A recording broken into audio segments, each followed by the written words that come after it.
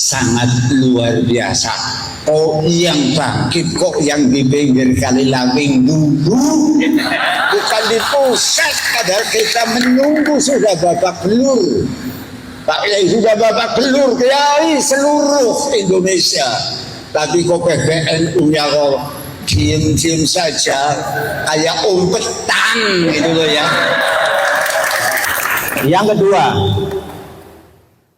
Yang kedua yang duduk di sini, Imad Muhibbin Habib Lutfi semua.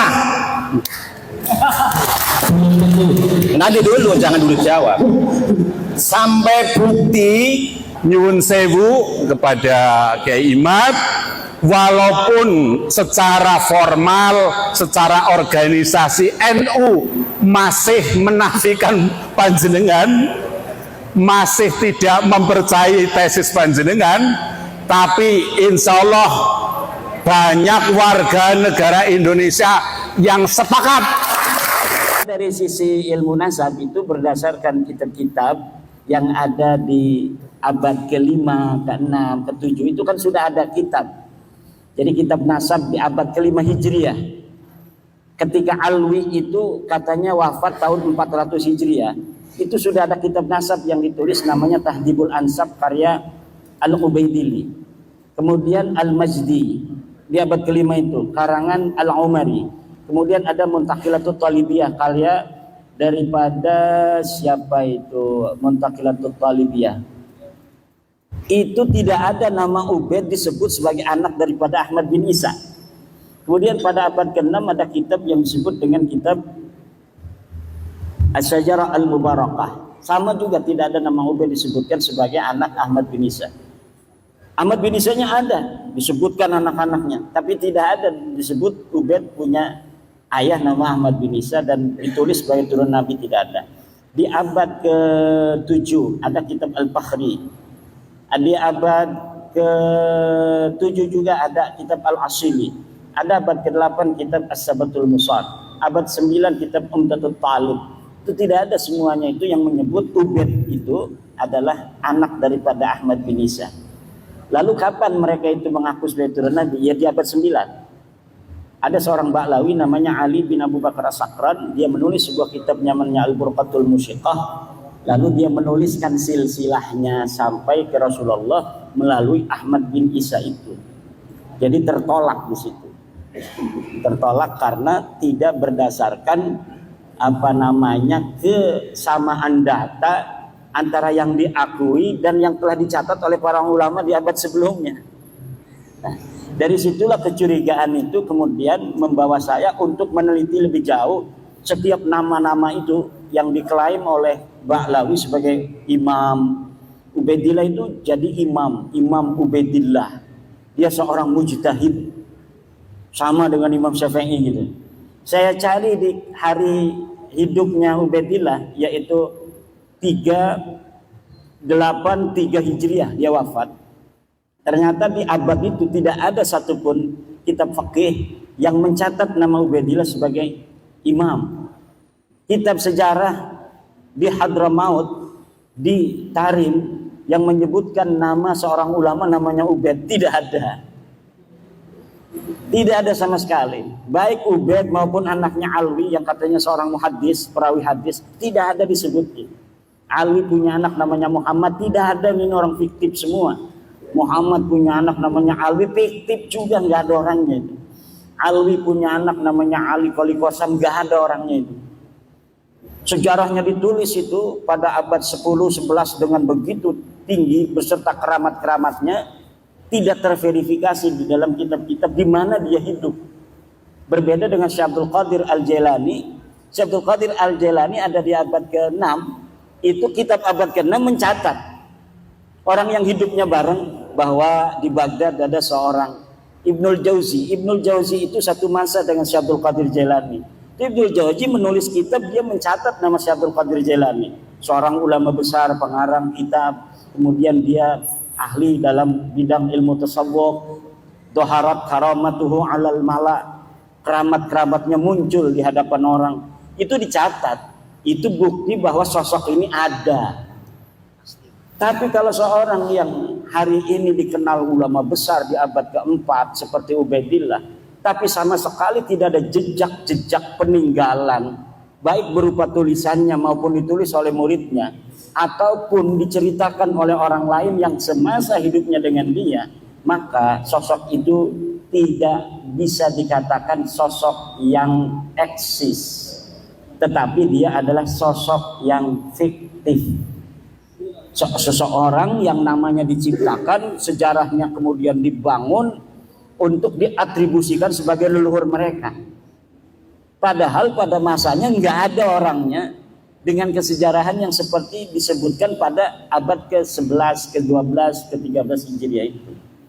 Kebanyakan kitab-kitab Ba'alawi yang menerangkan tentang leluhur mereka itu dikarang sejak abad 9, tapi belum rapi sejarahnya oleh Ali As-Sakran di abad 9, 895 Hijriah. Kemudian diperbaharui, ditambahkan kisah-kisahnya oleh kitab Al-Ghurar karya Ali Khirid Ba'alawi pada 960 Hijriah. Kemudian ditambah lagi lebih sempurna sejarahnya itu, jadilah Faqih Muqaddam itu di dalam kitab Al-Masra'ur Rawi abad 11. Nanti di abad 12 ngarang lagi lebih hebat lagi keramat-keramat sampai Mi'raj segala macam itu. Itu semakin lama semakin dibikin-bikin sejarahnya yang glorifikasinya lebih tinggi dari sebelumnya. Nah, kenapa kita bisa mengatakan seyakin-yakinnya mereka palsu? Karena glorifikasi itu. Jadi karena mereka rajin menciptakan sejarah sendiri yang tidak sesuai dengan sejarah masa lalu, akhirnya kita mudah memverifikasinya. Karena orang yang membuat sejarah di hari ini misalnya, saya mengaku berguru kepada Kiai Sahal, sementara orang-orang yang ada di Kiai Sahal kan tidak sendirian, ada murid-muridnya Kiai Sahal. Nanti muridnya ditanya, apa betul ada seorang nama Imaduddin muridnya Kiai Sahal? Tidak ada. Karena apa? Seseorang tidak akan berdiri sendirian. Misalnya lagi, Bapak ngaku-ngaku 2024 sebagai anggota PWI pengurus Kabupaten Purbalingga, kan ada SK-nya. Dia bikin tuh SK-nya, dihapus nama satu orang, dimasukin nama dia. Akhirnya pas diverifikasi di pengadilan, mana kamu ngaku-ngaku anggota pengurus PWI ke Kabupaten Purbalingga? Ini benar, ada kopnya, ada tanda tangannya, Yai Haji Dr. Abbas bin Yahsi MA, ya kan? Pas coba yang lain diambil juga 3. Sama tanda tangannya, sama kopnya, sama tanggalnya, sama, tapi ini mah namanya Jainuddin, pas ini mah Ba'lawi namanya. Karena yang merubah si Ba'lawi sendiri. Coba yang lain lagi, yang SK-nya yang sama, ternyata memang ini beda sendirian. Ditetapkanlah yang beda sendirian ini nama Ba'lawi ini palsu. Karena apa? Sejarah tidak pernah lahir sendirian. Dia akan terkait dengan orang-orang lain. Dan cara itulah yang saya dapatkan untuk mengetahui kebohongan-kebohongan sejarah Ba'lawi dengan memuqabalah antara satu kitab dengan kitab yang lainnya, satu manuskrip dengan manuskrip lainnya, kesejarahan yang mereka ciptakan, kemudian dapat terverifikasi kedustaannya karena ada kesaksian kitab-kitab yang lain yang tidak menyebutkan nama yang disebutkan oleh Ba'lawi ini. Contoh, sebentar lagi, Muhammad Shahid Mirbat, katanya dia ulama besar yang ada di Mirbat. Dia guru dari Imam Al-Qal'i.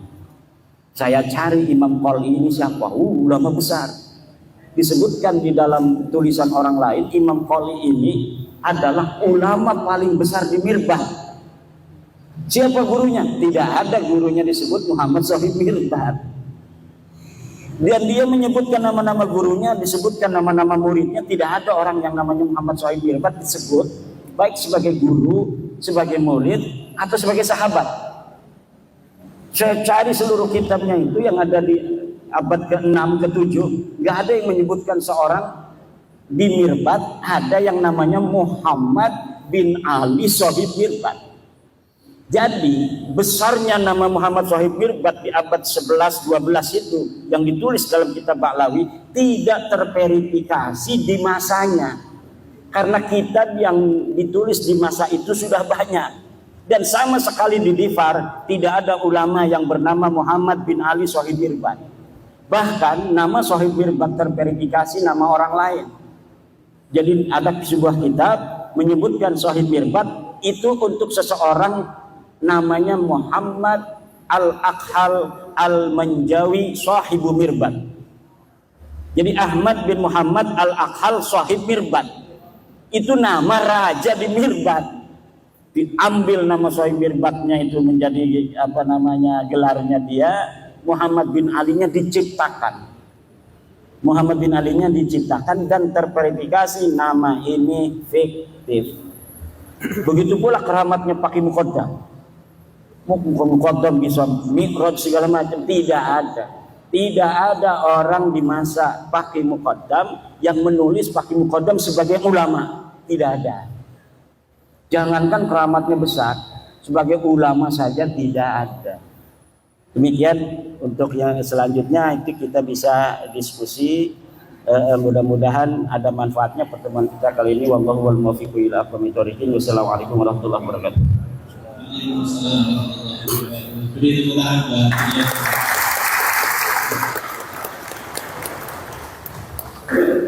Terima kasih. Yang selanjutnya langsung saja kita langsung pada sesi diskusi, ya, sesi diskusi dan sesi tanya jawab. Sebelumnya kita sepakati terlebih dahulu ya, acara kita maksimal sampai jam 5, maksimal sampai jam 5. Monggo untuk yang pertama soal ibu wilayah Pak Wahid. Monggo.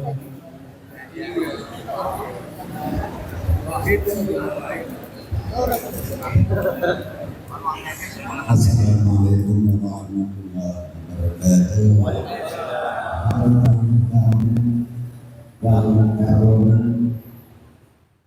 Kita tahu memuliakan Sohibul Fadhil Karona Kiai Haji Imamuddin Usman Al-Bandani dan guru saya Sohibul Fadhil Karona Ustaz Sahal Kiai Haji Sahal Abdullah Al-Hafidh dan lain-lainnya tidak bisa disebutkan satu persatu. Yang pertama, Romo Kiai Haji Imamuddin. Saya memperkenalkan dulu, nama saya Wahid Wahyudi.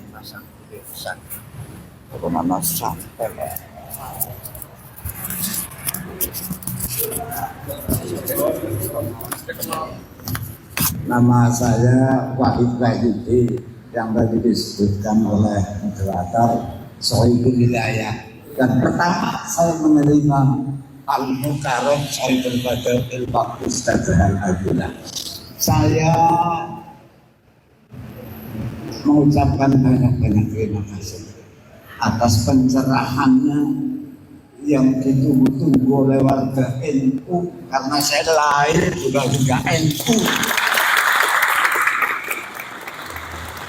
Di perut ibunya saya juga NU, tapi alhamdulillah saya tunggu-tunggu guru-guru saya juga merasa ketakutan.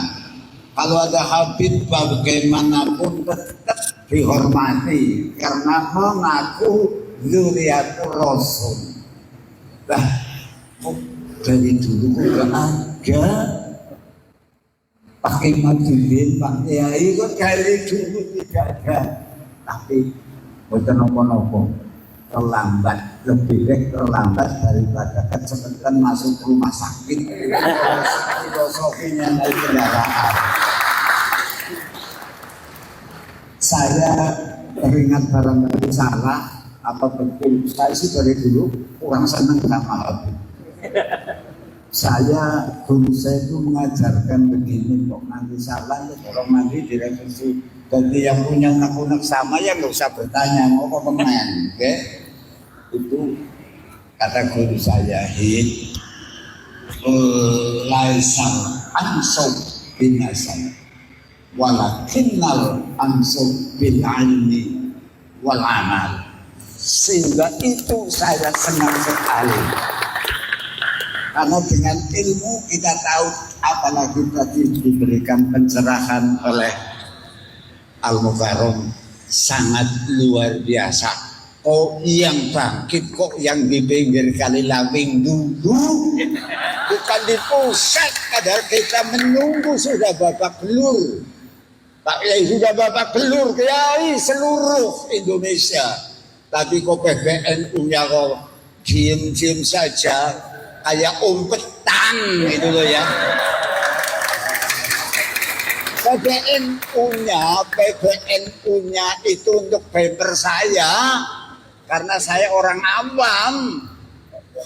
Ya apalagi PCNU Kabupaten Purbalingga ya orang punya daya kekuatan karena yang di pusat saja diam. Nah, untuk itu sekali lagi saya doakan Al-Mukarram Bapak Kiai Haji Imaduddin kemudian setelah memberikan pencerahan diberikan keselamatan dan terus silahkan bawa ke seluruh Nusantara. Mudah-mudahan kita yang mendengarkan tausiahnya tadi mudah-mudahan mendapatkan pengertian yang bermanfaat. Sekali lagi saya ucapkan terima kasih dan alhamdulillah lewat Al-Mukarram hadir di Pondok Pesantren Aqsal Madinah jadi ngerti PPI. Saya kemarin nggak ngerti.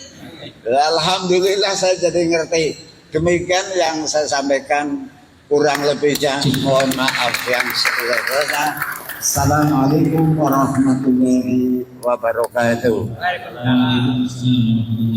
Terima kasih kepada Pak Kiai Wahid. Ini semacam testimoni. Selanjutnya, untuk yang selanjutnya, ya, untuk dari Purbalingga. Sebelumnya saya kasih waktu pertanyaannya maksimal 2 menit.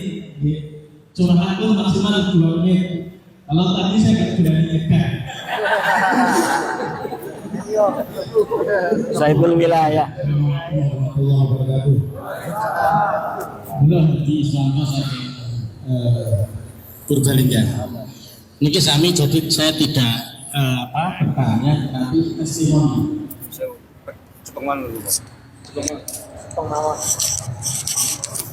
Testimoni apa yang saya alami sendiri. Jadi tahun 2021 saya itu mau ke Jombang Teguireng nengok anak saya karena nyantri di sana. Sampai di Semarang saya dicegah sama teman saya di Semarang namanya Agung, tapi saya biasa manggil Lisen, itu teman kuliah saya. Terus ternyata si Agung tadi yang dulu teman kuliah saya sekarang jadi juru kunci makam. Namanya Raden Tumenggung siapa terkenal makam Mbah Dipok di Semarang di Kampung Petempen. Monggo saged dipun pirsani teng Facebook teng YouTube wonten. Terus saya karena tahun 2021 belum rame, saya ziarah di makam itu. Habis itu saya ke Jombang, 3 bulan setelah itu teman saya tiba-tiba jatuh sakit dan akhirnya 2 minggu kemudian meninggal. Teman saya itu. Tetapi beberapa hal yang dapat saya sampaikan di sini, waktu saya ketemu dengan teman saya itu hampir tiap tahun teman saya itu setor hasil infak makam itu ke Abah Lutfi bin Yahya Pekalongan. Itu hampir tiap tahun dan itu kata teman saya itu minimal 5 karung hasil infak itu. Nah, dilalah tahun karena teman saya sudah meninggal tahun 2021, itu bulan April, berarti 3 bulan berikutnya sekitar April, Mei, Juli lah beliau meninggal. Terus tahun 2023 kemarin makam Mbah Depok itu ternyata dibongkar. Jadi saya jadi kaget juga waktu itu. Saya ke Semarang ketemu dengan istrinya si teman saya Agung itu. Ternyata karena Agung itu punya syahadah asli dari Habib Lutfi dan makamnya itu ternyata kosong. Itu testimoni pertama. Jadi itu menjadi keyakinan saya dalam mensikapi satu, yang kedua mengambil keputusan saya sama keluarga saya bahwa hakul yakin bahwa Habib itu bukan dzurriyyatur Rasul. Itu pertama. Yang kedua, pada bulan Juli kemarin, Kang Sairi sedikit lagi. Pada bulan Juli kemarin, 1 bulan yang lalu, saya diamanati dari orang tua saya disuruh menjual mobil Panther tahun 97. Nah, ada teman Muhyiddin Purbalingga berdomisili di mana? Di Bojong Sari, nelpon saya. Kang, nyun sewu, saya mau lihat mobilnya. Akhirnya mobil itu saya parkir di garasi. Terus saya lihatkan, si orangnya itu bilang, ini yang mau beli bukan saya Kang, tapi Habib Salim dari Selawi. Nah, akhirnya karena Habib saya tetap hormat, karena saya pernah punya guru, Habib Lutfi itu guru saya. Saya tahun 87 sampai tahun 90 waktu saya aliyah, saya mondok di pondok pesantren Ribatul Mutalimin di Pekalongan, di Nahrawi. Jadi saya tiap seminggu sekali itu biarin terus saya tiap hari Minggu itu saya selalu ikut rutinan tempatnya Habib Lutfi, Sibut Duror sama Rotib Al-Haddad. Jadi 2 hal itu yang saya ikuti selama 3 tahun saya ikut Habib Lutfi. Sudah lebih dari 4 menit. Terus nggak apa-apa. Melanjut yang tadi, yang bulan Juli tadi, akhirnya Habib Salim dari Selawi itu mau beli mobil saya. Itu pas hari Jumat. Justru saksinya ada istri saya, ada Muhyiddin yang dari Bojong Sari, namanya Cak Husen. Terus waktu sholat Jumat, saya bilang, Beb, ini Jumat, tolong Jumatan dulu bareng-bareng gitu. Ternyata Habib Salim itu bilang musafir gitu. Dari Selawi ke sini, saya bilang, itu terserah ente, Beb, monggo musafir atau tidak, yang penting saya sudah mengingatkan. Habis Jumatan saya ngasih makan, saya kasih makan, saya belikan makan, itu ngobrol sampai lebih dari jam 4, artinya sudah waktu asar sudah selesai. Artinya di situ ada Habib, ada Cak Husen yang memang tidak sholat Jumat, tidak zuhur sampai asar. 2 hal itu yang menjadikan keyakinan saya bahwa ternyata memang nggak mungkin kalau dzurriyyah Kanjeng Nabi itu syariat tidak melakukan. Jadi pasti itu bukan dzurriyyatur Rasul. Jadi begitu. Assalamualaikum warahmatullahi wabarakatuh. Ini Banyak. selanjutnya Nggak sholat. ini testimoni berarti dari Purbalingga. Oh, selanjutnya Pak Heri. Bagus. Gus, sini. Kalau testimoni biarin aja, bagus itu. Itu pensor dari semua pengalamannya. Karena untuk pelajaran yang lain bagus. Jadi pertanyaan tapi testimoni bagus. Nanti di YouTube-nya bagus. Assalamualaikum. Kira bunyi. Assalamualaikum warahmatullahi wabarakatuh. Waalaikumsalam.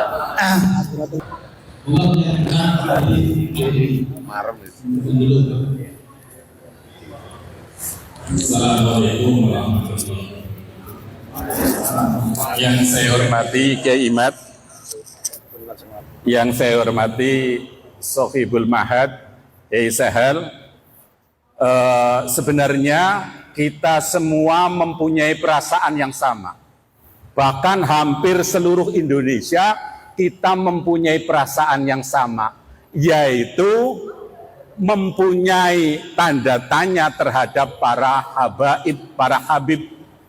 Nah, untung ada seseorang yang berani menarik pelatuk, sehingga pelatuk yang lama sudah siap, ini tidak ada yang berani memicu. Alhamdulillah Kiai Imad lah orang yang berani mengambil senapan kemudian menarik picu itu, menarik pelatuk itu sehingga meledak. Lah dari ledakan inilah bermacam-macam kontroversi itu terjadi, sehingga nyuwun sewu kepada Kiai Imad, walaupun secara formal, secara organisasi NU masih menafikan panjenengan, masih tidak mempercayai tesis panjenengan, tapi insya Allah banyak warga negara Indonesia yang sepakat, yang mendukung gerakan panjenengan. Oleh karena itu PR untuk panjenengan, yaitu panjenengan mohon untuk mencari jalan searif mungkin, sebaik-baiknya untuk mendekati para kiai sepuh yang masih hormat, yang masih ta'zim, yang masih ya nyuwun sewunya di bawahnya para habaib. Lah kiai-kiai itulah monggo panjenengan dekati. Gerakan Imaduddin ini mempunyai PR untuk mendekati bagaimana caranya agar para kiai sepuh yang menolak panjenengan itu bisa luluh. Sekian, assalamualaikum warahmatullahi wabarakatuh. Terima kasih. Yang satu lagi. Assalamualaikum warahmatullahi wabarakatuh. Abdurrahman Said dari Makassar. Terima kasih. Abdullah. Terima kasih kepada Hari ini saya lega sekali. Setelah puluhan tahun saya menunggu bahwa Habib Rizik bersama Abdurrahman Wahid berbeda. Dan hari ini saya lega, saya pendukung Abdurrahman Wahid, ternyata Habib Rizik hilang. Yang kedua yang duduk di sini, ya Imad, Muhibbin Habib Lutfi semua. Nanti dulu, jangan dulu jawab.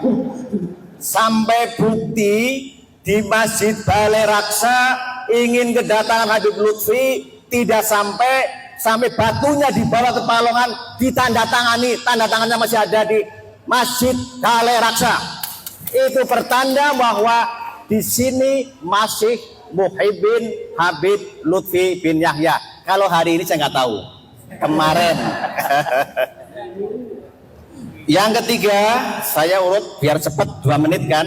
Ya. Yang ketiga, saya sepakat dengan pertanyaan bagaimana dengan kalau saya tidak mengatakan PBNU, saya akan mengatakan dengan Kiai Miftahul Akhyar. 1. Yang kedua dengan pondok pesantren yang ada di Sidogiri. Yang ketiga dengan pondok pesantren yang ada di Jawa Timur, Kediri. Dan bagaimana menyikapi seorang kiai dan anak buahnya yang umatnya ribuan juga masih tetap tidak ke Kiai Imad, juga tidak ke Kiai Habib. Bahkan Habib itu bernaung di situ, yaitu dan saya salah satunya adalah Muhibbin Mbah Maimun Zubair. Tapi saya sudah menentukan sikap, saya mendukung Kiai Imad. Mbah Maimun Zubair beserta kiai-kiai di bawahnya belum ada yang memberikan sikap tegas. Itu yang di tengah-tengah. Kemudian ada di Kediri, ada yang di Peloso itu, kemudian di Sidogiri. Bagaimana sikap kita ditambah dengan Kiai Miftahul Akhyar. Langkah-langkah itu. Kemudian saya sampaikan jazakumullah khairul jaza. Semoga Kiai Haji Sahal Abdullah panjang umur, manfaat sebagai panutan kita. Yang kedua, Kiai Haji Imaduddin Al-Bantani, terus saya dukung perjuangannya sampai kapanpun untuk menegakkan kebenaran. Yang terakhir, kemarin masih diharamkan tentang tes DNA. Hari ini saya terjawab walaupun baru sedikit oleh pembahasan Kiai Sahal Abdullah tadi pada waktu tentang menerangkan salah satu sirnya Allah adalah tes DNA. Saya menyimpulkan seperti itu. Maka saya bangga hari ini ada sedikit terjawab tentang yang mengharamkan tes DNA. Wallahu muwaffiq ila aqwamit thoriq. Assalamualaikum warahmatullahi wabarakatuh. Waalaikumsalam warahmatullahi wabarakatuh. Terima kasih. Ini sesi pertama ya. Saya bangga dari beberapa yang telah disampaikan oleh para kiai, para bapak semua tadi. Itu ada yang curhat, ada yang testimoni, dan ada yang bertanya. Nah, saya catat yang bertanya saja. Oke. Yang pertama ini kepada Kiai Badudin, bagaimana supaya bisa bersinergi antara tesis DNA dengan PBNU. Yang pertama. Kemudian yang kedua, ini kayak semacam minta tolong atau perintah gitu. Tapi Pak Beri ini perintah nanti harus nyampe Pak Beri. Ini monggo dekati Kiai Sepuh yang masih di bawah Sohibul wilayah Kiai siapa tadi? Wahid. Punya kekuatan. Kemudian yang terjadi bagaimana menyikapi Kiai besar atau Kiai yang umatnya banyak atau pesantrennya besar tetapi belum berkomentar secara ilmiah, dalam arti masih di bawahnya politik. Ini sesi pertama. Kemudian sesi kedua nanti selain ini yang ada hubungannya dengan urusan kemerdekaan adalah hak segala bangsa. Jadi ada kaitannya dengan kebangsaan atau keindonesiaan. Monggo berterima tiga lagi untuk itu. Terima kasih. Pertama, terima kasih saya ucapkan kepada Sohibul Wilayah Kiai Wahid dan atas doa-doanya. Ini adalah merupakan sebuah alamatun min alamatil khair bagi saya, bahwa memang apa yang saya lakukan itu dinilai oleh tokoh masyarakat, ada manfaat yang bisa diambil oleh banyak orang. Buktinya adalah dari pernyataan Kiai Wahid tadi. Untuk pertanyaan bagaimana upaya saya untuk agar pembahasan penelitian tesis saya itu bersinergi dengan PBNU. Ya, saya kira secara kelembagaan PBNU pada hari ini tidak ada kata menolak tesis saya, walaupun memang belum ada kata menerima tesis saya. Tidak ada. Ada beberapa tokoh di PBNU hari ini yang mengatakan terlihat nampak berseberangan itu kan cuma satu orang. Yang jelas-jelas itu beliau menolak. Itu pun beliau menolak bukan pada isi daripada tesis saya. Yang beliau tolak itu adalah karena menurut beliau saya kelihatannya maksa orang untuk mengikuti saya bahwa Ba'lawi ini bukan turunan Nabi. Gus Fahrur itu mengatakan bahwa dia bukan menolak isinya, tapi menolak saya kelihatannya memaksa orang untuk percaya bahwa Ba'lawi itu bukan turunan Nabi. Yang dia inginkan katanya kalau sudah buat tesis membatalkan, ya udah, orang mau percaya mau tidak itu biasa perbedaan pendapat. Nah, itu di situ. Padahal memang saya ketika mengatakan bahwa Ba'lawi ini bukan keturunan Nabi, tidak ada memaksa orang. Misalnya Kiai Wahid, kalau nggak percaya awas, nggak ada itu. Adapun ketika terjadi sebuah dinamika dalam forum diskusi, yaitu adalah penguatan dan pendalaman dari materi yang sedang dibahas. Misal, ketika terjadi, saya mengatakan hakul yakin, bahwa para Ba'lawi Habib ini bukan turun Nabi. Itu adalah dinamika dalam sebuah forum, baik dalam sebuah debat, diskusi maupun dalam ceramah. Untuk apa? Agar orang-orang mengetahui kadar keyakinan kita terhadap apa yang kita teliti. Karena orang, terutama orang awam-awam, itu tidak bisa meneliti seperti para kiai. Kiai kan bisa baca kitab. Ketika saya menyebutkan kitab, dia bisa verifikasi kitabnya. Benar nggak apa yang saya sampaikan? Saya sebutkan ini ke dalam kitab anu, dia bisa pelajari. Oh benar. Dalam kitab anu, oh benar. Oh dalam kitab anu, oh benar. Tapi untuk masyarakat awam yang lain, cukup dengan kata-kata bahwa saya bertanggung jawab dunia dan akhirat, bahwa Ba'lawi ini bukan cucu Nabi.